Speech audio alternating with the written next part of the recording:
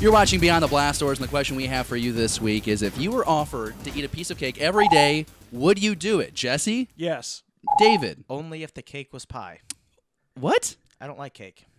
How do you not like cake? Okay, so I didn't get fat by accident, so I'll eat cake, but I prefer pie. Apple pie? Apple pie, pumpkin pie, pecan pie, key lime pie. Well, you're also fat because you're not picky. Jesse, the cake has to be moist, though, right? Yes. Okay. That's the question that Jesse posed to us like a couple minutes ago. I want to pose another question about it, though. Yes, what? Blue milk or green milk? Blue. Blue. Blue. Okay. But that's because we're all decked out in Star Wars gear. We have a loaded episode for you this week. We're talking about Star Wars The Last Jedi, how there might have been scripts for 8 and 9 before J.J. Abrams kind of walked away after 7. We also have Black Series figures, Darth Vader number 12, Star Wars Rebels finale. A lot of stuff to get to. But first, Return of the Jedi apparently has a plot hole that we haven't talked about for 35 years. Have you seen this stuff? In the last 48 hours on the internet, we have gotten a slew of people talking about Return of the Jedi, that Luke's plan was flawed. Didn't we have this conversation like 83? And then every time we watch Star Wars, isn't this like a conversation we have with our friends? How is this news? I mean, I guess we have had this conversation over and over, but it hasn't really hit the internet until now. Okay, but it has hit the internet, and you actually dug into this. I did, because I was curious as to why we're just now talking about it, and really it was somebody from the Nerdist, who I think we're all a fan of, and they wrote an article kind of talking about what was Luke Skywalker's plan to get Han out of Jabba's palace, because it's very, very convoluted. It's kind of an out-of-the-way kind of thing, and if things didn't go the way it did, we would have lost a lightsaber. People wouldn't have gotten out of the palace. But then, so the Nerdist wrote an article about it, and that got picked up by a couple different web forums and other nerd groups like the AV Club and Uprocks. And then the Nerdist went back and did a video about it, saying everybody's talking about it, but they started the whole conversation. So really, they created their own news. Mm-hmm. Mm-hmm. So here's my question, Jesse. You have Lando at Jabba's palace to do reconnaissance. Mm-hmm. That's what allows Leia to know where to go to find Han in the Carbonite. Brings Chewie as like a purpose to be there in the first place, right? Hey, I've captured Han Solo's wingman, whatever, okay? They all get captured. Maybe that wasn't part of the plan. Maybe they thought the thermal detonator thing would work. Or maybe the whole time they were just trying to get their whole team inside Jabba's palace for Luke to come in and save the day. I think that was part of the plan. I think it was a 78-step game of chess that Luke was trying to play because he's just that smart. Do we... But the Rancor pit, does Luke drop the... is that part of the plan the whole time? Well, I think what it is they don't know exactly what to expect from the inside of Jabba's palace completely. It really doesn't answer, how long had Lando been there, what all information did Lando know. There definitely seem to be a lot of fail-safes in this plan, because ultimately, why would there be a lightsaber in R2-D2 to shoot off when they're on the skiff? I think on some level, Luke probably predicted that Jabba was going to turn down whatever deal or offer that they had.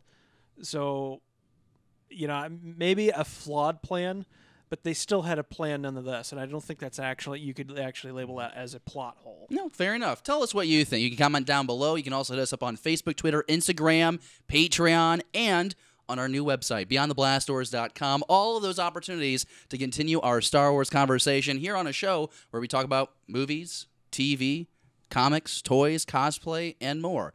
Now that I've done the sales pitch, let's go ahead and dive into the rest of the show. Real Talk. Real Talk is... I love Real Talk. You do love Real Talk? It's my favorite segment. It's your favorite segment. I also like Pages, Pixels, and Pieces, and Fan Comlink, and Stash Or Blasted. He just likes being on the show, top folks. 4 segments. This is going really well. Can I finish the intro to the segment? Sure. Thanks, bud. Real Talk. It's a segment where we talk about everything that's movie, TV related. I'm just giving him trouble. But the first topic is really exciting to get into because Daisy Ridley recently did an interview where she reveals that J.J. Abrams had not just treatments, but scripts for episodes 8 and 9 written in an interview with a French publication, Le Magazine, which has been translated, thank you so much to the Tumblr user Daisy Ridleys. That's quite an interesting name. Anyway, she was asked whether or not Rey's backstory had been decided before The Force Awakens wrapped, or if it had been resolved with The Last Jedi. And Ridley says that she didn't seem to know the answer to that specific question, so she explained what she understood about the overall writing process, and she reveals that JJ actually had a full trilogy outlined that it seems that Rian Johnson probably looked at but completely ignored for for The Last Jedi. David, let's go ahead and start with you first on this topic. When you hear that J.J. Abrams actually had an outline, an actual script for 8 and 9, how do you react to that news? I'm kind of excited by that because in the last 6 months we've been talking about The Last Jedi and what it was going to bring and then what it actually brought. We've kind of criticized Disney on their lack of an overall plan with their story writing group. So if they had a plan and they threw it out the window, well, that kind of makes sense to me the way the movie turned out. Jesse, do you have, would you... I keep going back and forth because I always say I would really like to have known what George Lucas's treatments for 7, 8, and 9 were. Now you find out that J.J. Abrams wrote scripts for 7, 8, and 9. Having seen The Last Jedi, what do you think when you hear that J.J. actually had set up this whole trilogy that we've talked about seems like a baton race? My first reaction to that is did he feel like potentially if Rian Johnson didn't do well, was he basically told to be on standby? Was it more like in case of emergency, break glass kind of thing? Or was he just more prepared for the possibility of making this entire trilogy, 7, 8, and 9. I wonder if this is a thing for a director where they have to understand if they're going to create a character here, do they need to know their background and then their end result? Because there's interviews with George Lucas where he did the original trilogy, but then he went back and he wrote the origins. He had to have the origins to know how they got here. Yeah. And then he also had 7, 8, and 9, a basic endpoint for all these characters. So I wonder if JJ took the same approach. I highly doubt there's a chance that we would be able to read those scripts. I would love to get my hands on them just to see even if it's, obviously they wouldn't be. Well, we don't know about 9. David, is this a bigger story because of all the divisiveness surrounding Star Wars: The Last Jedi, the Rian Johnson directed film, the one that he wrote by himself and directed by himself? I think it's more like a neat tidbit of knowledge that there was a plan at some point. I don't know if it's necessarily breaking story because we didn't hear what that outline for 8 and 9 that Abrams allegedly put together actually held. But I think it is neat to know that at some point Abrams sat down and said, screw it, we'll just write an outline for all 3. But if you write that outline for all 3, that's fine and well, but then Rian Johnson completely ignores it, which is why we have J.J. Abrams and Terrio coming back after The Last Jedi releases, having to write a brand new script for Episode 9. Do you think that it's the reason why they brought Abrams back because they knew what direction he wanted to take the 3rd movie in, and after this, the Last Jedi was so divisive, they decided to take it back to Abrams' original vision? I think that's valid, but I don't think there's any way to bring it back to his vision because the Rian Johnson has taken the trilogy in this completely different direction. 2 words: dream sequence. Yeah, all of this is while Finn was in his coma, just dreaming about this. There we go. You see, it's an alternative to Luke's, Force vision, dreamlike state. It was Finn in a comatose. Well, now here's my thing. We've all seen the last couple episodes of Star Wars Rebels. Mm-hmm. Nope. Well, you're gonna get spoiled here, and if Thank you you. haven't watched the last 2, you're gonna get spoiled too. We now know that time and the Force work hand in hand, that there's this point of existence, this plane of existence that all time exists around. If that's the best way I can explain it. It's kind of a complex thing that Dave Filoni and friends gave us in Star Wars Rebels recently. But man, could that kind of lore be explored in Episode 9 and somehow we bring back Luke? There's talks of that on the. That just seems a little extreme. Think they're gonna do that. But I feel like that's the only tool that JJ could call upon if he really wanted to retcon what has been done. And I think if you waste a saga film on retconning a full episode behind it, I really think that's just admitting defeat, throwing the white flag in the air. It would ultimately be a waste. I think you have to move forward. You would have to have an additional film. You'd have the film kind of, it really would be okay, this happened, and then they had to do this to, fix it. It's not canon anymore, but look at The Force Unleashed. Starkiller was cloned, then basically that clone became, Starkiller. So how would that factor in with 9? You're going to clone Luke? I mean, they got a hand somewhere. You know? Well, they might. We might. They might, but To me, the only thing they can retcon really is if they decide that Rey's parents actually mean something and they were important, because then they could just explain it off that, well, Kylo was messing with her by telling her that they were nobodies. Or Luke disappearing isn't him dying. I think we're all led to believe at the end of The Last Jedi that he is dead. He has become one with the Force. He one with the Force kind of thing. Well, we'll just see. But it's just interesting that this kind of comes out the week after it's confirmed that JJ has finished the Episode 9 script. So maybe it didn't take that long to try and decide how long it takes to create a full movie script. I mean, I think that's relative to the movie. I'm sure some people can do it in a month. Some people do it in 3 months, maybe half a year. I'm not really 100% sure on how that process works, but I think it depends on the movie, because if it's going to be like a Lord and Miller type movie, they do a lot of improvisation, where a Ron Howard movie is going to be a lot more scripted. So if you just have a general idea, you can just go on set and say, this is what we want to get accomplished. Go talk to each other. It would be really fun, though. It would really be fun to go and see what J.J. Abrams did do for those 8 and 9 scripts. Let's go ahead and jump to the next topic here on Real Talk, and we're trying to figure out where Han Solo or Solo, a Star Wars story, falls on the canon timeline. And there was reports recently, within the last month, that this movie was almost the same time as Rogue One, and we talked about it here on our show a couple episodes ago, and we were really concerned about that. It just didn't feel like that would sync up. Right.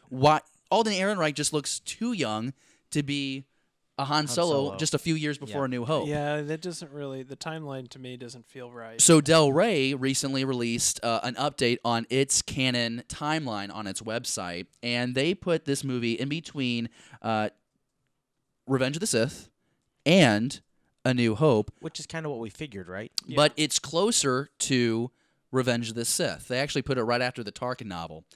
Which is really exciting to me, because this is a thing where Empire here is still developing or just on the brink of becoming full force pre-Death Star. Death Star is probably still at this point in its earlier phases of construction, but it's not at the point yet where the rebellion would be full force. You know what I'm saying? It's probably still piecemeal, which is a great time, I would think, Jesse, because this allows Han just to be his own, he's just his scoundrel. Yeah. He's just learning his ways. He's not having to really worry about the Empire because he's walked away from that, and he's not having to worry about a rebellion because it's just early enough on the timeline. Probably the best place for this movie to take place, right? Yeah, I think so, because, I mean, again, even as a kid, I was just like, okay, Han, it looks like he's like 10 years older than Luke, I think there's some book that says, like, Han Solo is like 32, 33. Yeah, so I mean, Luke's 19, 20. I would have been really disappointed if they were like, yeah, this happened like right before Rogue One, because to me that would have been one of the first thumbs down for me. Yeah, I really enjoy this is like a very little thing. It's just nice to have confirmation on where this falls on the timeline. Definitely. Your first thumbs down for the Solo movie? I'm still skeptical, because this movie has gone through a lot of change. A lot of change. Now, the trailer looks great. I think Ron Howard did the best he could with what was there.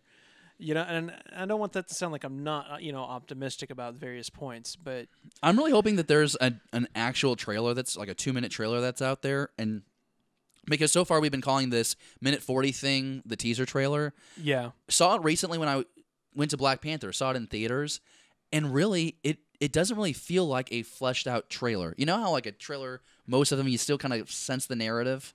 This one still just feels like random clips and the voiceover put under. So with terrible music and terrible. The music does not work for me. I liked the teaser trailer less when I saw it on the big screen. So we'll see. I'm still excited about the movie, but I'm nervous about it too. Right. I kind of feel like that. Like you've said before, they should have pushed this back to a December release. That way, they were keeping in sync with. But now we've got Avengers that's moved up a week, which gives us an extra week between that and the Solo movie. Which I think is best for both parties. I mean, I know that David has brought it up as well about wanting to see this movie go back to December. But realistically, you've got so much negative press around this movie already. Disney and Lucasfilm does not want to deal with that for another 6 months. They need to get this movie out and in the past. It's the same concept of Last Jedi, right? They thought they were going to melt The Last Jedi for a long time. And then it was extremely divisive. And now they've kind of only recently started talking about The Last Jedi again because we have the home release coming out in a couple months or so. So I think it's for the best for it to stay where it is. Avengers Infinity War is going to crush it that last week of December, or of April, I mean. There's nothing that can compete with it. I mean, it's going to have at least 2 weeks with no competition. I think it's going to get about 220 million opening weekend. I don't think it's going to break Force Awakens, but it's going to cross the 200 million. I think it will. But hey, you know what? We are a Star Wars show. You think it's going to beat The Force Awakens? Oh, yeah. I don't think so. Oh, yeah. 18 movies in after the success of the Black Panther. The only thing that helps it, here's the thing, real quick. I know this is kind of off topic, but if you think about this, if you move it up a week, you're also getting away from Deadpool 2 and Solo, like we talked about, but also that international release. The way the MCU movies have worked in past is usually you have that international release a little earlier than what you get here in the States, so you have that international hype start. You're not having it with this movie. So if you want to be a pessimist, what if the movie's lame and they don't want the international box office to impact the domestic box office? I think that's a legitimate point. I think it is. But what do I know? I just talk Star Wars. I don't know much about the Marvel Cinematic Universe. Let's go ahead and talk about the next topic, which is staying with Solo. We have a new international trailer and poster. Yeah. Why did I say trailer? Yes, you did. I said what I wanted, not what I got, which is kind of an often tendency with me. What do you guys think about this thing? It's a lot of sand. Anakin wouldn't like it. There's a lot of sand. You have the Falcon. Of course, it's gritty. You get Solo himself with Chewie. It's pretty basic, but I think it's cool. I like how they're taking us away from Han and Chewie by making the main focus of this poster the Millennium Falcon. Yeah. I would say they made the teaser trailer we got, the focus was the Falcon. And maybe they need to do that because they're worried about the acting in the movie or something, or the plot, Chewie will do fine. The issues behind the scenes. It's weird because it's the first standalone that's truly like character centric. Yeah. So it's not like the standard poster. Like we won't get the standard poster where it's like the big face here and it's all of the characters smaller in front and there's gonna be lightsabers and. I don't like that kind of poster though. I mean, to me it's too busy. I like it, but it's too busy. Oh, you're looking back. We have like the New Hope poster right here. I don't think you can see that all in the shot, but I like that. I like having a full poster. You're just not going to have that with this one. We got the 4 character posters. We have this poster now. I don't know. I think he's being a negative Nancy. Jesse, do you like it? I like the poster. Yeah, I mean there's a kind of a simple element. I mean you've got the Falcon, Han, Chewie. Not really much of a background in terms of like or anything going on to really identify like what they're standing on or where they're at. I would really hope this will help the international box office because we talked about China pulling The Last Jedi so quickly out of their theaters because they didn't like The Last Jedi so much. So I guess we got to get the international box office loving Han Solo, or else it really will make absolutely no movie. Just further, have you guys looked at the Han Solo trailer on YouTube recently? How many views? It only has 10 million views. Like, does that surprise you though? I mean, kind of. I thought it would at least get 50 million. It's only got 10 million views. You compare that to like The Last Jedi and The Force Awakens that has hundreds and hundreds of millions of views. But look at what they do to promote The Last Jedi. They had Force Friday back in September. Then they had their second Force Friday was at the end of October, November. Then they released teaser trailers throughout the month of November and October. We got 21 TV spots, more than 21 TV spots. So they did a lot to promote that movie. Oh, they're not trying. They're not trying hard enough. And they're not doing anything. And maybe that's their plan. Maybe they just want this, like you said, to get this over with. But they don't have that Force Friday, the second Force Friday, to lead up to. I know they should have just kept it in December, like we say over and over and over again. Interesting how that's a recurring theme here on the show. Tell us what you think. We talk about Solo a lot on the show. Why? Because we're hopeful. We're hopeful fans. Let us know down in the comments below. And I know you didn't forget, but I'm going to say it anyways. Facebook, Twitter, Instagram, Patreon, and BeyondTheBlastDoors.com. All different ways where you can interact with us and continue the Star Wars conversation. Next topic on Real Talk is really exciting, and it's bittersweet in reality because it's the series finale of Star Wars Rebels. 4 years in the making to reach this point. March 5th, this Monday on Disney XD, we're going to have a 90-minute finale. It's going to be 3 episodes back to back to back where we're going to say goodbye to our ghost crew. Whether it's all of them or some of them. We know it's only, at most it can be some of them. But we have A Fool's Hope where Ezra calls in for a favor. Every favor he can rally together to get a group to take on the impossible against Governor Price and her Imperial forces. And in family reunion and farewell, Ezra and team take drastic action to free Lothal. So those descriptions we got there from StarWars.com. And, Jesse, you and I have been caught up on the series. Yeah. David is still in La La Land in season 2. Season 2. Yep. Yep. Season 2. There we are. You're getting closer. It's going to be potentially really emotional to see the series come to an end. We've latched on these characters, and I think there's more excitement just to see how Dave Filoni can close out a series when given the opportunity. When you think about these upcoming episodes, especially after how kind of groundbreaking in Star Wars last week's 2 episodes were, how are you going to feel about no more Star Wars Rebels? I'm excited because like we're getting that climatic conclusion to these characters and everything. At the same time, I'm sad because it's like, well, what's coming next? Like I want to know what's coming next. Now we've kind of talked about it in a previous episode that Disney recently trademarked with the Resistance. Star Wars Resistance. Yeah, so it's just kind of like please, something soon just to give us a little bit of something to cling on to hold us. If you were to ask me 4 years ago if I thought this series was going to begin and end on Lothal, I would have been like, no, there's no way. And then if you would have checked in with me when we got Rogue One, I would have said absolutely no way, because Dave Filoni even joked about how the series could bring you right up to the Battle of Scarif, which I still think would have been epic to have. What if the series ended, because it's not going to end this way, but what if it did, where it's the final shot is the shot where all the ships arrive out of outer space above Scarif? Like it ends with all the ships coming out of hyperspace. Pretty badass. That would be pretty sweet, right? Because Yeah. we know how Scarif plays out. Not well, especially for the Raddus. Admiral Raddus met Darth Vader in the dark hallways. Poor Steven Stanton. I know. Hey, you know what? I don't think Steven Stanton's all that upset. He's doing pretty well for himself here in series season 4 here. No, really excited to see it wrap up. And David, we need to do like a crash course with you, so that way you can watch the finale with us on Monday. Okay. It's going to be really good. 90 minutes. I mean, that's awesome. Starts at 8:30 Eastern, goes till 10. I don't have cable, so I'm gonna have to watch it when it becomes available for me on streaming services. But should we do our predictions? Okay, we can do that. Actually, let's save that for later, because we're gonna redress this in Blast It or Stash It. Okay. So, or no, Fan Comlink, I think. Fan Comlink. That's my favorite segment of the show. David, you narcissist. All right, last topic for Real Talk. I'm just giving you trouble because of what you said earlier. We got 14 deleted scenes coming from The Last Jedi when we get that DVD Blu-ray release.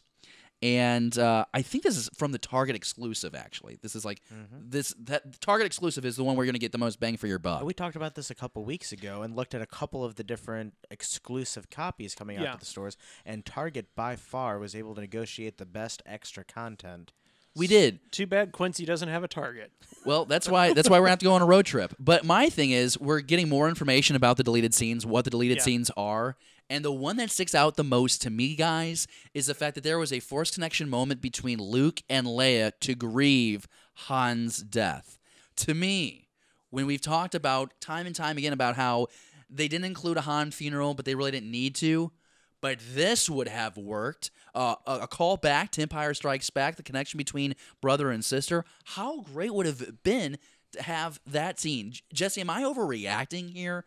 Is it wrong for me to want that scene in The Last Jedi? I think it would have been really good, but I mean, at the same time, we learned when we watched The Last Jedi that Luke had closed himself off from the Force. So that would explain why he didn't know about Han until Rey, said something, So, I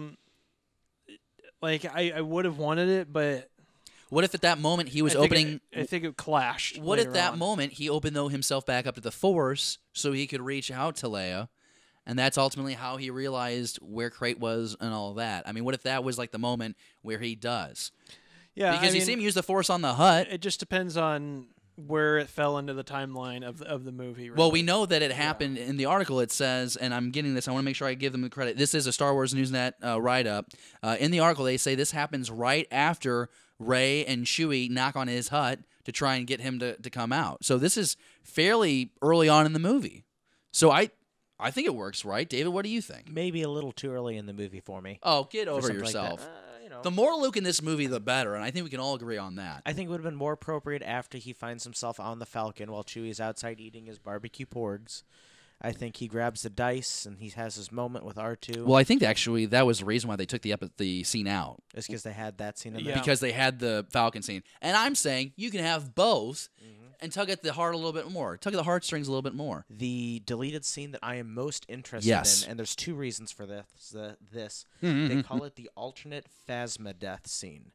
So 1, I want to see how they were going to kill off Phasma, but 2, is this confirming that Captain Phasma is definitively gone, since they're calling it the Phasma death So listen to sequence? this. Listen to this. I'm glad you brought this scene up because my thought when I first read this one was, what if this is a J.J. Abrams asking of Rian Johnson what Rian Johnson asked of J.J. Abrams at the end of The Force Awakens? You might remember originally BB-8 was there on Octu, Yeah. and they replaced BB-8 with R2 to be there on the Falcon.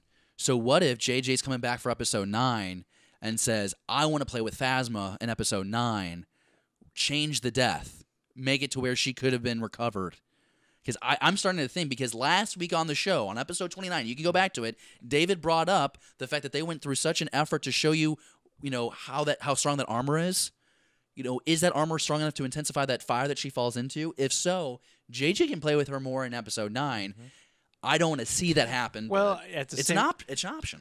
It's titled a alternative death scene. It could have been, and that's what I'm saying is, what if that was more intense death? So more that what if that was just saying like, okay, in fact, yes, she is dead, like you said, but yeah, I kind of, maybe you're right. Yeah, it's JJ going, hey, I need this. Yeah. Like you got to give me something here.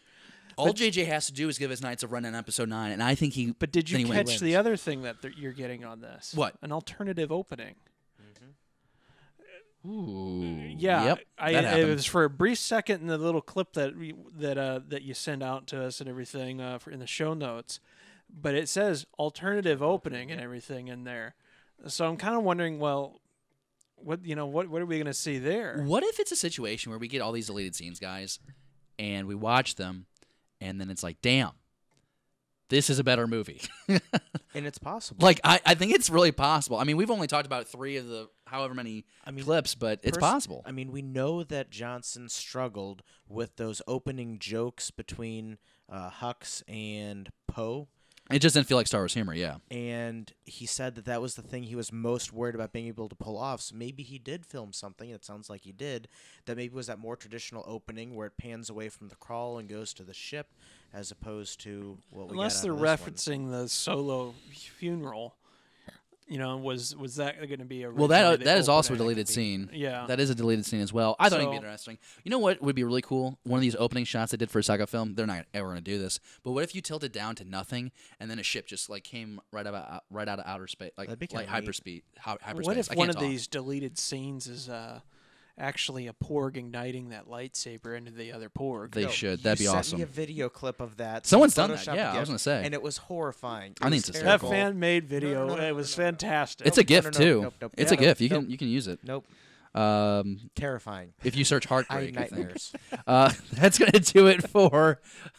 That's going to do it for Real Talk here on Beyond the Blast Doors. If you have any thoughts or if you have a favorite deleted scene, be sure you let us know down in the comments below. Pages, Pixels, Pieces. We've got a few topics in here that we want to address. And the first takes us to the panels because Darth Vader number 12 came out. And my goodness, as conflicted, I think is a fair word, conflicted we were on the 11th issue.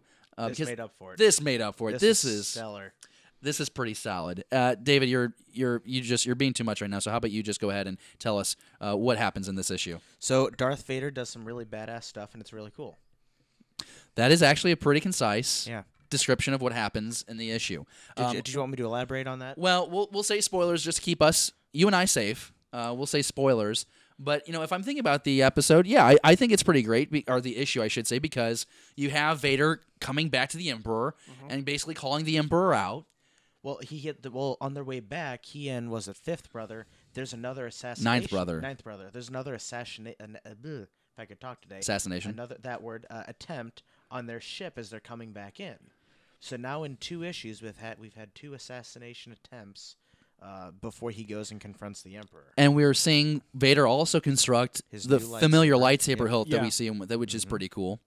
No, I think it's pretty incredible where you have this conversation again of how they confront each other, and then there's like an excuse or a curveball that the Emperor throws Vader. Yeah, so Vader confronts the Emperor and says, "Was this you? Because it got traced back to your office, and there's like a 97% chance that you ordered the hit on me." And he says, "No, that I'm a teacher, but if I would test you, so it's likely, but this one wasn't me." And he says that there's a lot of people out there who probably want to kill you, Vader. And I love this quote: "If you do your work properly, you will never lack for people who wish you were dead." It's pretty awesome. That.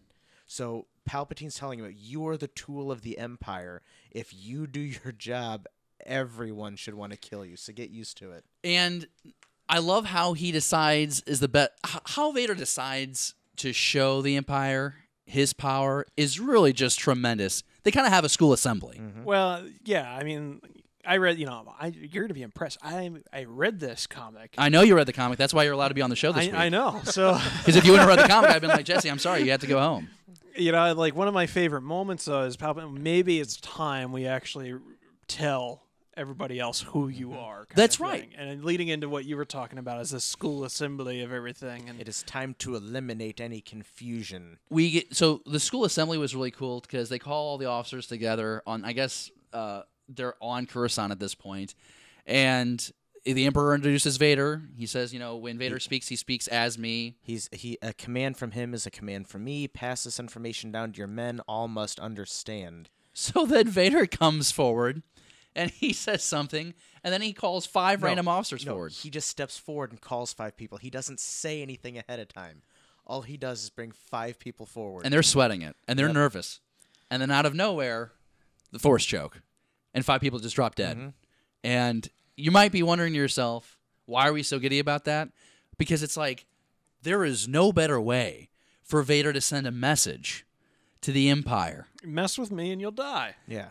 2 attempts have been made on my life. Evidence suggests a conspiracy within the Imperial Officer Corps. I do not yet know the precise individuals behind these attempts.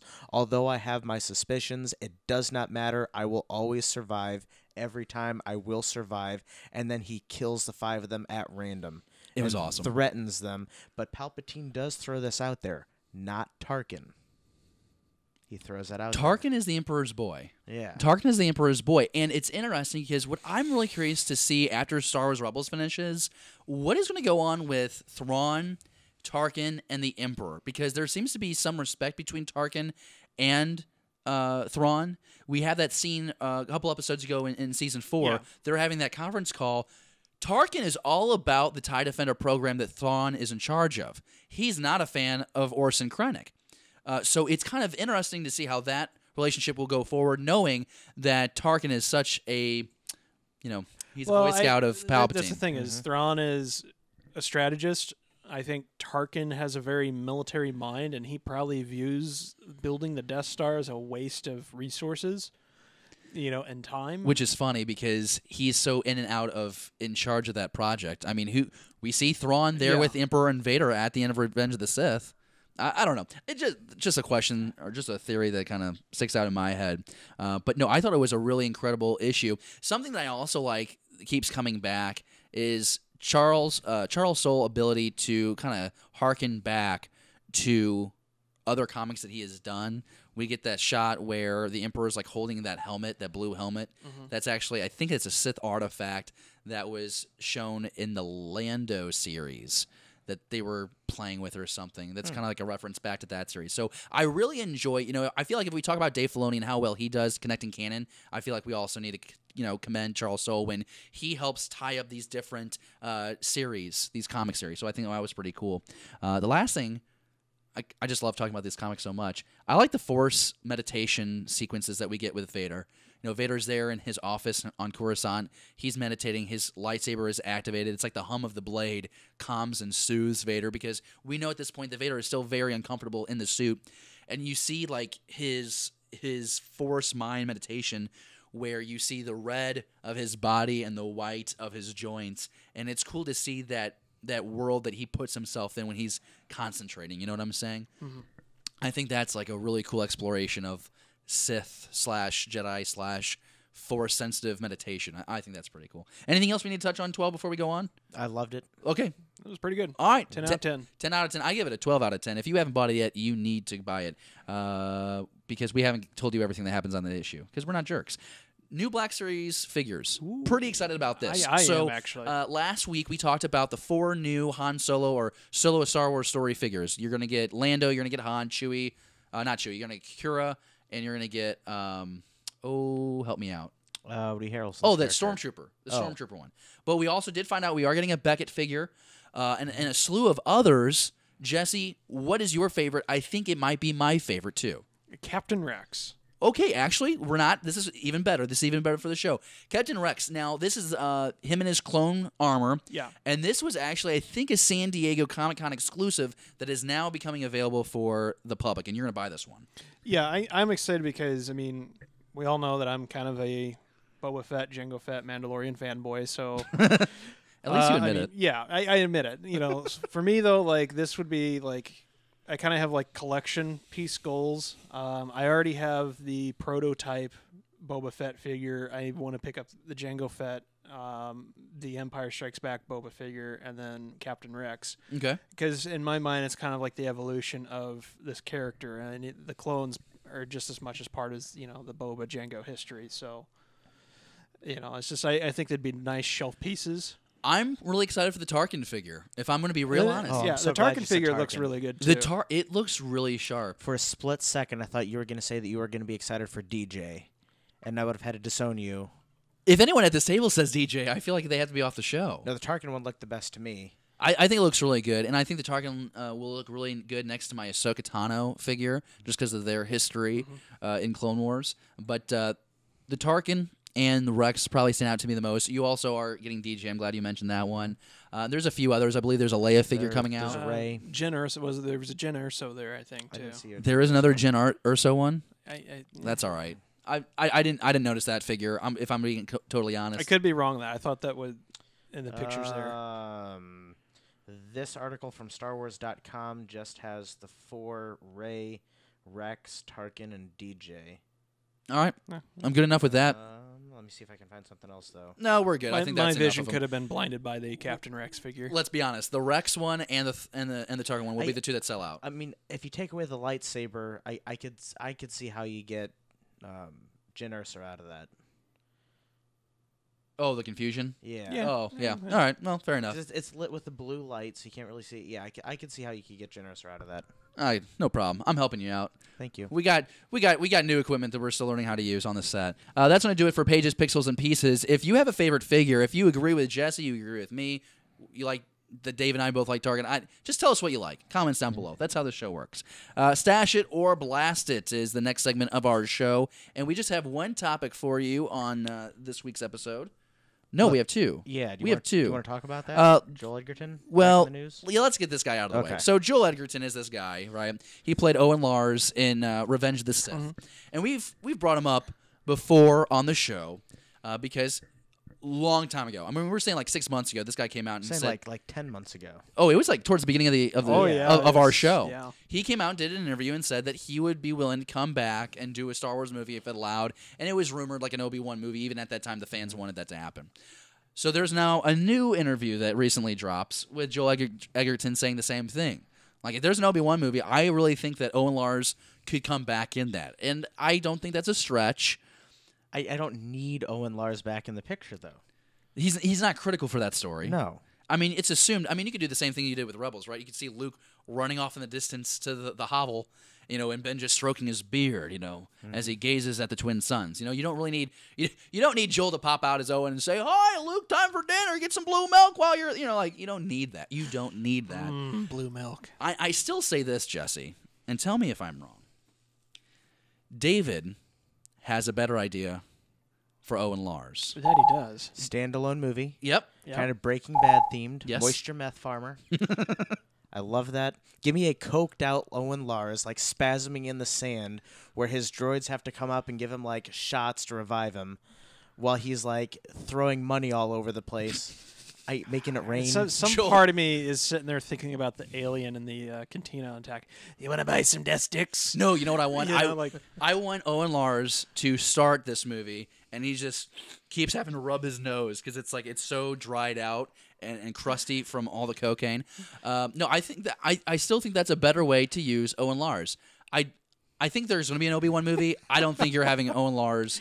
I don't think back we're at going to it. get the real topic I want to talk about is Stasher Blasted this week on the show is the question of whether or not Dave Filoni should take the helm of the Lucasfilm storytelling group, the Star Wars storytelling group. That's currently held by Pablo Hidalgo, right? Well, technically, it's Kathleen Kennedy, and she has her sports staff. So, like, Pablo Hidalgo is the guy who kind of keeps canon straight. He's kind of like the guy who knows where it all happened. Conversation with Pablo actually on Twitter. You did?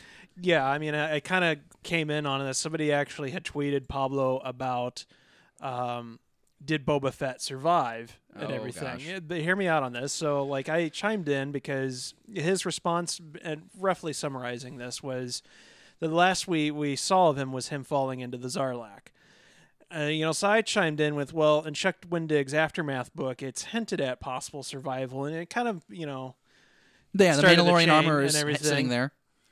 And the end result of this conversation was, as Pablo said, was we'd probably need Columbo on the case to investigate this to get a definite answer. So he will not give a definite answer on whether or not Boba Fett is alive or dead. Well, that has nothing to do with what we're talking about, but that's a fun story that we just got from Jesse. So let's go back and talk about Dave Filoni taking helm You said of the Pablo. Star Wars It was storytelling group. Matt Martin is also on there and a few others. So it's a group of like 5 or 7 in the room doing that. And so that's who's currently involved. And I'm sure Dave Filoni gets to sit in on a couple of meetings once in a while. I'm sure he gives updates of what He they're doing needs with to be Rebels. in on every meeting. Well, see, here's the question, though. Like I said, should Dave Filoni take the helm of the storytelling group? Should it be a thing where Kathleen Kennedy fully focuses on the promotion and the administrative type stuff?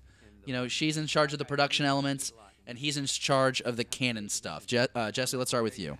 Yeah, definitely. I think Dave needs to have a larger involvement if he doesn't already. I mean, who knows exact details, but yeah, he needs to be kind of on the forefront there because everything he's done with the Clone Wars, like if anything, the prequel movies were not really well received, and then the Clone Wars cartoon came out and it actually kind of helped.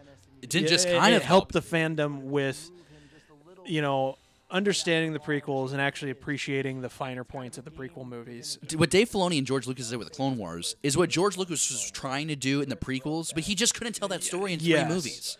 It was awesome. So, and then, you look at Rebels and everything, and, again, we talked about this in our short episode for, Rebels and everything.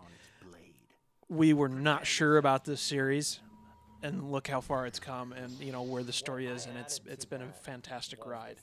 He needs to do a movie. He needs to be on the forefront. Here's my thing, David, is when you think about Kathleen Kennedy, she's always talking about the movies, but she doesn't really...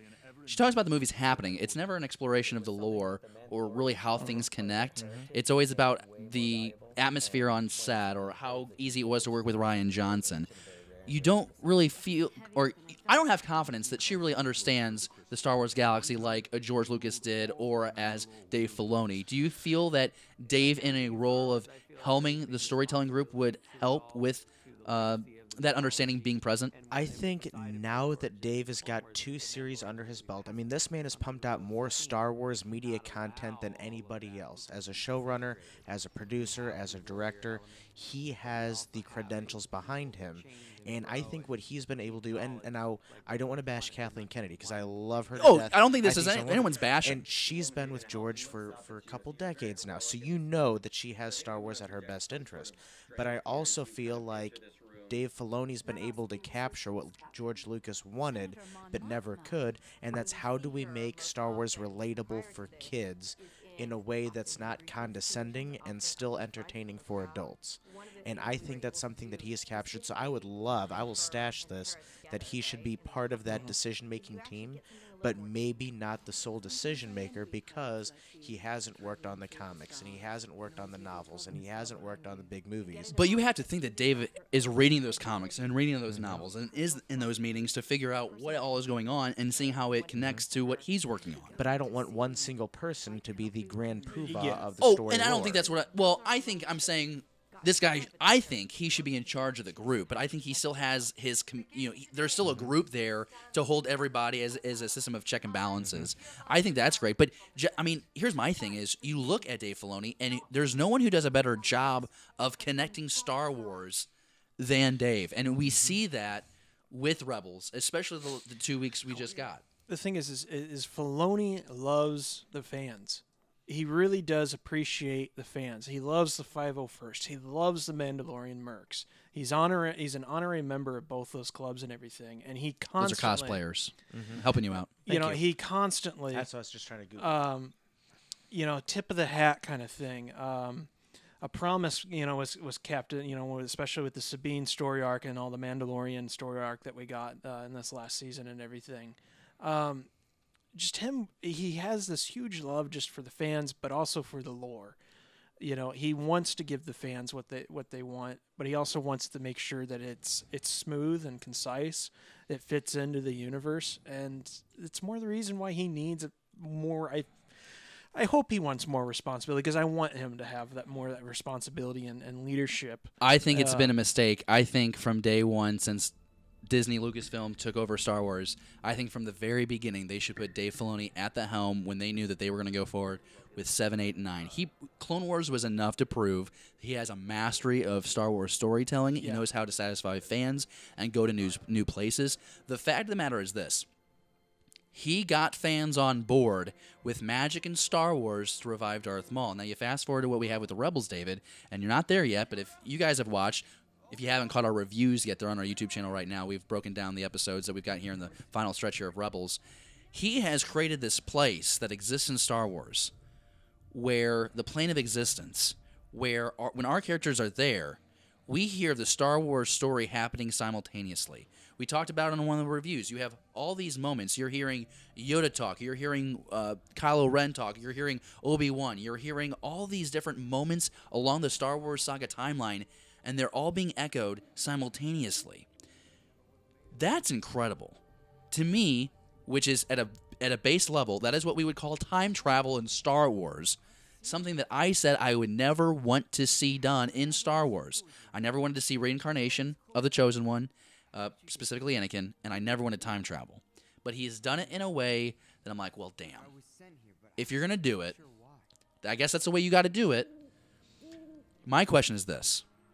If Rian Johnson did what Dave Filoni did, if there's a moment of time travel in Star Wars introduced in a Rian Johnson movie or in a saga movie, is it as well received by the fans? Is Dave Filoni that good where he pulled it off? I think so. I think he's good enough to where he could pull it off. So is it the fact that if Ryan, so you agree then, if Rian Johnson would have tried this or if J.J. Abrams would have tried this in a movie, it doesn't work. But because Dave did it. Dave did it in the right way. That's the thing, is I think if maybe they would have consulted somebody who spent countless hours with George Lucas, I think The Last Jedi may have had a little bit different direction. I think, so what you just said, keep that in mind. David, you haven't seen the episode. No. What do you think about time travel in Star Wars, bud? I can't say that I'm a big fan of it. Yeah. I'm not either.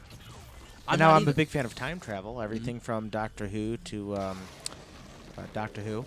Back to the Future. That's what I was thinking of, Back to the Future. Give me a DeLorean, Millennium DeLorean or something. I'm still not a fan, but the idea that it exists, but that should never be a plot device, and that's why I'm able to ignore it, is the fact that I hope that we never see people playing in it, but that Dave Filoni has somehow been able to tie all those moments together. Well, that's the thing, though, is I think potentially... I'm just worried about the timeline getting messed up. If it was up. something unique to that temple, yeah, in that episode, that temple just destroyed itself. Right. So it may not be I guess my Was point this the is temple on Lothal? Yeah. Yeah. So I guess my point here is The this, cool though. one that comes out of the ground? Yeah, it rises up. Shit. Well, if you would stay on track and you'd be up to date, I liked that temple. it's your own fault. I guess my whole Actually point to didn't all tell of me this, that, like, Kanan's dead or something. yeah, Kanan's dead. So the whole thing is, we talked about it before, but I'm sorry. You're really behind, and that's your I own feel like fault. he needs a hug right now. He I'll- looks a little demoralized. I'll hug you after this. As long as you keep your shirt on, I'll hug you after this. I guess my point is the fact that Dave Filoni has such a strong and loyal fan base that they're allowing him to get away with time travel.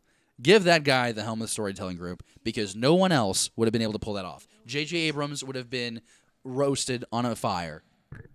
Well, Rian Johnson kind of did get lit up about The Last Jedi, but it would have been even more divisive had he done that. So I would like to know what you think. If you think that Dave Filoni is the guy to put in charge of storytelling because of his command of canon, because of his ability to tie canon together, let us know down in the comments below. Let's go on to the Fan Comlink, which is going to kind of keep us on the same conversation in a way. Because this week we got asked a question by Mentor Skywalker, and he asks, so while so many Star Wars fans are here on the internet talking, essentially, I pose a question. Star Wars Rebels, how do you see it end? I want to start with David on this one because, as we've poked fun already, David has not gotten caught up with the series. So based on Season 2, Episode 11, where do you see this finale ending, the series ending? Well, in my notes, I was going to say that Kanan and Ezra both die, but apparently I'm behind, and Kanan's already dead. So I think Ezra's going to die. Okay. And you really didn't know Kanan was dead until like no. 3 minutes ago? I didn't know until like 3 weeks ago that he went blind. You guys spoiled that for me on the my show. God. He's going to need a hug after this, David. And now he's dead after he went blind 3 weeks ago. This poor guy, he just has had a bad month or something. Let me tell you this, David. When you do catch up and you see the moment, you're going to think it's probably one of the most beautiful sequences you've ever seen. Jesse got so sweaty on set when we did the Rebels review, I had to put the tablecloth in the dryer. Is It was not very absorbent either. the Grand Inquisitor dead? Yeah, the Grand Inquisitor's dead. Have they wrapped up Darth Maul? Well, they will. They'll give you something there. I think your homework tomorrow, and it's very possible for you. I mean, these are like 20-minute 20-minute episodes. episodes. You should just binge watch it tomorrow. Is Ahsoka dead? Ahsoka dead? Ahsoka lives? I'm not sure. I'm pretty sure Dave Filoni has shirts that could give you some hints. So apparently everybody who's not already dead, I think, is going to die except for Hera and Chopper. And the ghost itself, because we all see that in Rogue One, right? Yeah. So is that a fair thing for me to say? I think that's all without fair. making a fool of myself. On this I think program? you've done a very good job of looking intelligent. And I think following that, there's going to be end credits rolling down the screen. And that's when you became an ass. Okay, cool. So, Jesse, we're up to date on Star Wars Rebels, and I'm assuming you are as well watching this right now or listening. Jesse, how do you see this thing ending? We get 90 minutes, the last 3 episodes on March 5th on Disney XD. How does this series end after 4 years? I think Ezra's also going to make his own sacrifice. I just feel like that's where it's leading there.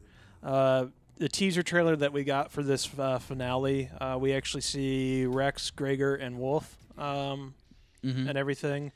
Since it's been hinted at that Rex is possibly retconned and everything. From Return of the Jedi? Yeah. I want him to... He's what? There's a theory out there that Rex, the clone trooper, is the old guy with the white beard in Return of the Jedi, one of the rebel guys on Endor. You know when Han goes to tap the stormtrooper on the shoulder and he runs around the back? Okay, so there's all those rebel soldiers there, and one guy has a white beard. And there was a theory that Filoni had put out there. I think it was Filoni this is years ago. There was a rendering of Rex as a rebel soldier. And it so looked the just theory, like him? the theory was that And Rex at the lives. most previous celebration, Filoni suggested a retconning of this. So I don't know. Which how is a real far- bummer. Interesting. So do you think he's going to die too? Well, I think we're I gonna love how this series, when I ask the question, how do you see the series ending? It's all about who's going to die. The thing is I think we know that Rex, he loves the Republic, and he is fighting for it. You know, he is against the Empire because the Empire is not what he believes in. Mm-hmm. And so, I mean, I want to see him survive, but I do feel like the clones are going to make some sort of heroic, sacrifice and everything. Obviously, Chopper survives. We know that the Ghost survives. It's believed that I'm actually not completely sold that Hera survives. There's no other Syndulla. I'm going to go Hera Syndulla It's actually been confirmed. Dave Filoni said that in Rebels Recon videos. Really? Anyway, I think No, we can't anyway that. We got to make sure that we're factually I correct. think Sabine will survive. I think Zeb could possibly go. He's kind of a coin toss right I thought now Zeb was for going to me. be the first one dead. Like, I did not see Zeb living longer than Kanan in this series. So that's where I stand on this. Is there's one other character that I kind of want to talk about, but I don't want to spoil too much for our. That's fine. So you guys are up to date on this. So let me ask you this: it's a kids show. Ultimately, it's on Disney XD. Mhm. What's the message they're going to send away with this last episode? The message of hope. The message of, what's the takeaway going to be? Because it can't just be all doom and gloom. They Well, have to end it with something if- to give us. If everybody dies, like if Ezra sacrifices himself in the series finale, is this like now military propaganda where it's like giving yourself for the cause? No, like it's Trump even, propaganda. Like the thing is like self-sacrifice, and the self-sacrifice it doesn't necessarily mean giving up your life, but it means like if sacrificing your time for the greater good, and whether that's spending time in a children's hospital reading a book, to a terminal cancer patient or something. Did I miss an episode where Kanan read a storybook to a terminally ill kid? No, but I think that's kind of the that's message. Why are you looking at me when you ask that I question? just got confused. I guess I should have been looking at Jesse. Just because yes, this character died or something, it's ultimately about doing something, making the right choice for the greater good of something. Now, we say all this. We don't know that Yeah. Ezra's going to die. Like, it's we totally don't. only a possibility. We're only speculating on who's going to die. We could be completely wrong. I think but- think Ezra is going to have to give himself up somehow. I think he bites the dust at the end of this thing to allow everyone else to escape. I don't know. We're just seeing a lot of Imperial strength in the trailer for the finale. You're seeing a huge Imperial blockade. I think you're going to have that culminating battle, and I think we're going to get a scene where Thrawn gets sent away. I'm thinking to the unknown regions, because we know that he lives the series based on comments that Dave Filoni made months ago. So I really want to get a scene where the Emperor or Tarkin tell Thrawn, listen, like, Lothal is now a loss. We're going to send you this direction. Meanwhile, we're going to take the funding from your programming, and the Empire is now going full steam ahead with the Death Star, Project Stardust. I think that's what it's going to be. I think it's going to be, the Rebellion has spent 4 years, and they have Lothal now, but this is going to be, ultimately, Rebels is going to be proving to be a 4-year Imperial win. How would you feel about seeing Thrawn in Episode 9? I would be happy with it, but I don't think they're going to do it because of what I kind of mentioned earlier with Kathleen Kennedy and the storytelling group is I don't think that they care enough about canon and connecting canon for Episode 9. It'd be so good, though. Oh, I think it'd be incredible, but I just don't think they're going to do it because the one time you get Saw Gerrera, that's your one movie connection really to the TV show. So I think it'd be great. I think Thrawn could be the villain for a whole trilogy. That's what I thought. I mean, there was a time way before we started doing this show where I remember sitting around with friends. It might have been with David in college, and us having, if they did a 7, 8, 9, who would be the villain? And everyone goes to Thrawn because of the Thrawn trilogy that Timothy Zahn did in the 80s. So I mean, I would love to see it. I don't think it's going to happen. That's a great question, though, that we got there from Mentor Skywalker. So thanks for tweeting us that question, letting us be a part of that. If you want a question, if you have a Star Wars question, and you just want to hear our thoughts on something, all you have to do is tweet us using the hashtag Beyond the Blast Doors. You can also directly tweet us at BTBD_podcast. Gentlemen, it is time to wrap up this episode. It is the last segment of the show, Staying on Target, the segment where we just talk about the thing that's coming up soon that we're really excited about. And David, you get to go first this week. I still have my Krennic Shuttle Lego set that I've yet to build. Okay. And I'm waiting for you to make poor decisions and get a Lego set with me so we can have a build night. The credit card is getting closer to zero. So that's what I'm looking forward to, is being able to build my Krennic Shuttle. I also have, actually, on this set, I have one of these buildable figures that I was given. This was a Christmas gift that I have yet to build. And I think it's actually time to build this. And this, compared with the clone tank behind the monitor and Vader's transformation set there, I could crank out 3 Lego sets with you while you build your one. Yeah, we can do that one night then. We could do that. I have the place on the shelf ready to go now. I know. Can you? It's You have a shelf big enough for Krennic shell? Because Yeah. I mean, that thing is tall. At least I think I do. Okay, that's cool. That's awesome. It's sitting right next to a Home Depot bag of plumbing parts. I knew it. It was coming. I Yep. knew it Every was week. coming. So I'm also Every looking week. forward to building my lightsaber hilt. Little dagger. We've been Yeah. talking about it for 6 months now, but little dagger, Well, it was twisting. last June. All right. You want to 9 twist months. that one more time Oh, in there? God. Sure, just a little bit more. Can your Mandalorian armor The keep receipt's that from still protruding? in the bag, but I can't return Nope. it anymore. Possibly. No, it's not. I can see it in your face. You're feeling it. What's on your targeting systems? Well, obviously Rebels. Yes. I'm so pumped about it on Monday, and I'm not sure what to expect. I'm excited. I'm sad. I'm nervous about it. So I'm gonna There's do. that. I'm gonna go off a tangent of yours. I'm excited that Dave Filoni has recently come out and said that the announcement of his next project is incoming. So we're gonna get the series finale on Monday, March 5th on Disney XD. But we're also very soon going to find out what is next for Dave Filoni, find out what his next project is. There was some concern for a while. We thought Forces of Destiny was like the next animated thing, which would have been horrendous. There is actually an animation in the projects or something in the works. That was a for series Filoni. trying. No, I'll leave that. Have they put any more of those out? Because I thought they were going to at some point. I think they have, but we had people request that we don't talk about it anymore, so we stopped talking Well, about it. Thank you, because I didn't want to watch Well, them say anymore. thank you to the camera, Thank because you. people Please, watching. Please, thank you. See, that's the thing. You rock. If you tell us you like something, we'll talk about it. If you tell us you don't like something, we'll stop talking. Unless it's a solo movie. They Some were other miserable. exciting news, staying on target, Yes. is I may be getting a jetpack. Wait, you're gonna wait. Okay, all right. So you mentioned this. A legitimate jetpack. Can this thing like or levitate you? No, we're talking on the cosplay level. Yes. It's a Rebels inspired jetpack. Like a Sabine one? yeah, Like Sabine's jetpack. Sabine style. Yes, Oh, but will it have the paint job? it'll have my own custom paint job on there to match. Well, shouldn't it my match own your helmet? Shouldn't it be gray with a little blue? Yeah. Okay, great. Yeah. So when are you doing that? Well, I'm in talks with it. Okay. So, and then obviously getting these plumbing parts that David so kindly reminds me every week of. We need warm weather, buddy. We need consistent warm weather and a day Listen, off. we've been solid over 35 degrees here in the tri-states. That's a dramatic improvement. Not when it requires some amount of painting. You know, I always wondered to myself, what would it be like to have brothers? And then I do the show once a week, and I wish that my parents wouldn't have siblings in the first place. All right, so that's going to do it for episode. That hurts. Yeah, I would not want to be related to you, Jesse. sister's a Like, sweetheart. I don't mean to cut her out. I love Meredith. She's great.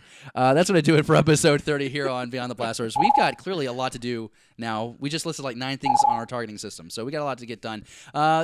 Thank you so much for joining us here on Beyond the Blast Doors, episode 30. It was a lot of fun. If you haven't already, be sure to drop a comment and share our episode on your social media. You know, right now we're actually closing in. We're getting closer and closer to 600 subscribers. Really? That And quick? we are, and we're just 2 months away from our year anniversary here on YouTube. So if you could help us out, spread the word about our show, spread the word about our YouTube channel, and help us grow our audience, that would be, as David would say, super fantastic. We really want to try and get to 1,000 subscribers as fast as we can. If we can do it within the year that we joined, that would be really cool. But nonetheless, thank you so much for joining us. And again, you can find us on Facebook, Twitter, Instagram. Support.